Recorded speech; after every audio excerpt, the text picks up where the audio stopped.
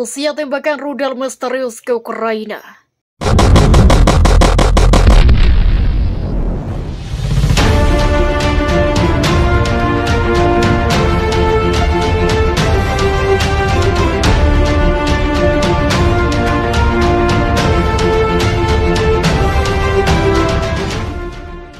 Intelijen Amerika Serikat atau AS menemukan kejutan dalam jumlah rudal balistik yang ditemukan Rusia ke Ukraina. Di dalamnya terdapat umpan yang bisa menipu radar pertahanan udara dan rusak menjadi panas. Perangkat tersebut memiliki panjang 1 kaki 30,48 cm dengan bentuk seperti anak panah berwarna putih dan punya ekor orange. Amunisi ini diluncurkan dari rudal balistik jarak dekat Iskander M yang ditempatkan Rusia dan peluncur bergerak sepanjang perbatasan. Berbicara secara anonim, seorang dari intelijen AS menyebutkan bahwa setiap munisi dilengkapi peralatan elektronik dan menghasilkan sinyal radio untuk menjebak radar musuh yang berusaha mendeteksi Iskander M. Disampaikan juga adanya sumber panas untuk mengecoh rudal yang datang. Penggunaan umpan tersebut dapat menjadi alasan sistem pertahanan udara Ukraina sulit mencegat rudal Iskander Rusia. Dengan mesin roket bertahan bakar padat, Iskander dapat mencapai target berjarak lebih dari 200 mil atau 321 km. Setiap peluncuran dapat menembakkan 2 Iskander sebelum harus diisi ulang. Beberapa foto amunisi berbentuk panah itu mulai tersebar di media sosial pekan lalu. Melihatnya sejumlah ahli dan analis intelijen migran sebaik bom blade dan bom blaster. Berdasarkan bentuk dari Ukraina yang mirip, Rusia menggunakan senjata sebesar itu, Iskander M, dan sepertinya dalam jumlah banyak. Kata Richard Stephen, mantan tentara penjak bom yang mengabdi 22 tahun di militer Inggris. Kemudian bekerja sebagai teknis bom selama 10 tahun di Irak, Afrika, dan wilayah-wilayah lainnya. Stephen mengatakan dirinya telah beberapa kali melihat banyak amunisi Tiongkok dan Rusia, tapi saya belum pernah melihat ini. Dalam situs penjinakan bom militer dan sipil yang didirikan pada 2011, Stephen mengunggah foto-foto amunisi Rusia. Dari situs terlihat bahwa ia dan banyak ahli lain sama-sama belum pernah melihat perangkat itu sebelumnya. Pejabat intelijen AS mengatakan perangkat itu serupa dengan umpan yang digunakan dalam perang dingin dengan nama alat bantu penetrasi. Umpan itu menyertai hulu ledak nuklir sejauh 1970-an dan dirancang untuk menghindari sistem anti rudal dan memungkinkan setiap hulu ledak mencapai sasaran.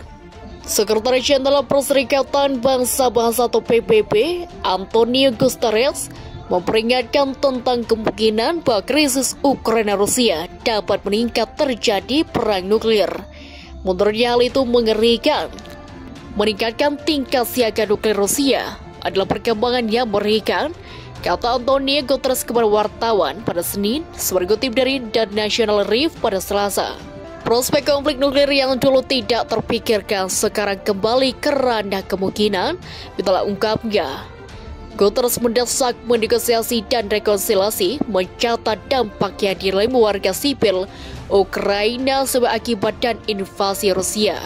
Sudah waktunya untuk menghentikan kengerian yang terjadi pada rakyat Ukraina dan mengambil jalur diplomasi dan perdamaian. Seruan untuk perdamaian harus didengar, tragedi ini harus dihentikan, telah ungkapnya. Di tengah zona Rusia baru-baru ini di sekitar pembangkit nuklir di Ukraina seperti fasilitas pelatihan di luar perimeter pabrik Zaporizhzhia di Ukraina Timur yang terbakar karena pertempuran. Guterres menuntut perlindungan fasilitas nuklir Ukraina. PBB menggerakkan $40 juta dari dana tanggap perhutan pusat untuk kebantuan kemanusiaan bagi Ukraina, telah tambahnya. Pendana ini akan membantu mendapatkan pasokan penting makanan, air, obat-obatan, dan bantuan penyelamatan lainnya ke negara serta memberikan bantuan tunai, tegas Guterres.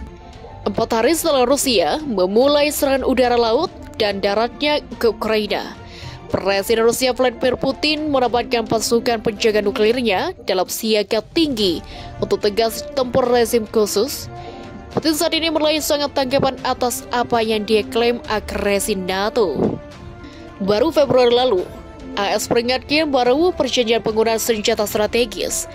Baru baru ini adalah perjanjian pengendalian senjata nuklir dengan Rusia selama 5 tahun lagi. Perjanjian bilateral memiliki pengurangan janji nasional dan perbatasan pada senjata pertahanan strategis, khususnya rudal ledak nuklir dan rudal darat yang dapat selampar dari pesawat militer yang dirancang untuk membawa mereka.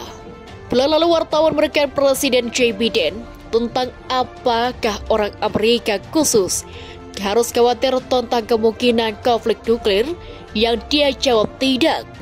Sekretaris Pers Gedung Putih Jen Psaki mengecam retorika antagonis Putin tentang sajian nuklir senjata dengan mengatakan baik Amerika Serikat maupun NATO tidak boleh keinginan atau niat untuk konflik dengan Rusia.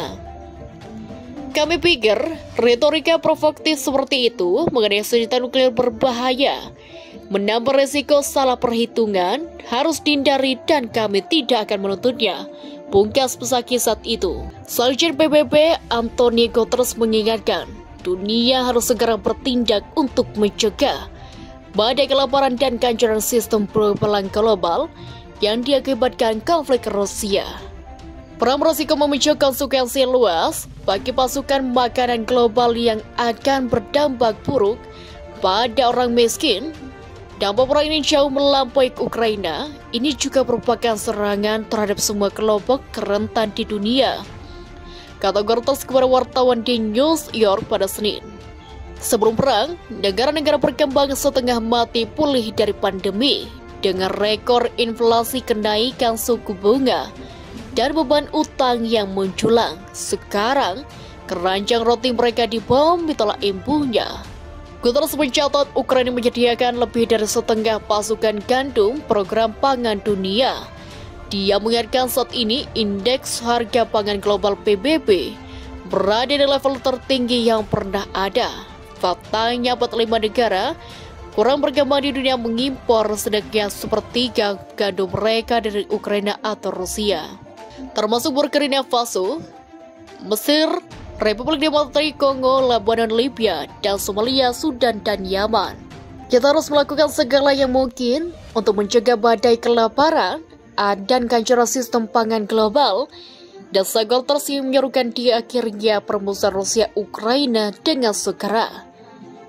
Di selanggaran Organisasi untuk Keamanan dan Kerjasama Eropa atau OSCE kepada Dewan Keamanan, terkait hal itu Menteri Luar Negeri Polandia Subrayong memang jabatan Presiden bergilir mengatakan invasi Rusia ke Ukraina telah menjadi kegagalan strategis dan taktis. Ini menyedihkan dan memalukan dan merupakan terus negara, ujar Rau, yang akan segera melakukan perjalanan ke Moldova dan Balkan untuk membuktikan keterlibatan OSCE dalam membantu mengakhiri perang.